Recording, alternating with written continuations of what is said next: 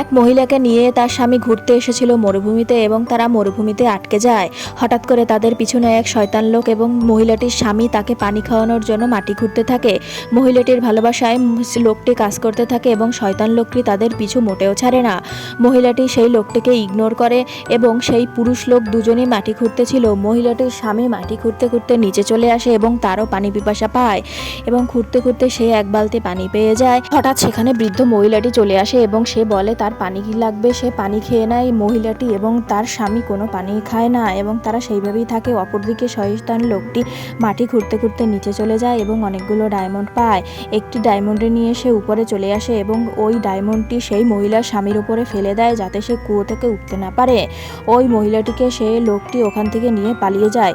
হঠাৎ করে সেখানে চলে আসে সেই বৃদ্ধ মহিলাটি এবং সে পরিতে রূপ নেয় এবং সেই শয়তান লোকটির হাত থেকে মহিলাটিকে বাঁচায়। মহিলাটি দৌড়ে এসে তার স্বামীর কাছে চলে যায় এবং তারা দুজনে মাটি খুঁড়তে থাকে। মাটি খুঁড়তে খুঁড়তে তারা পানিও পায় এবং ধনসম্পদ পায়। পানি খেয়ে এবং ধনসম্পদ পেয়ে তারা বড়লোক হয়।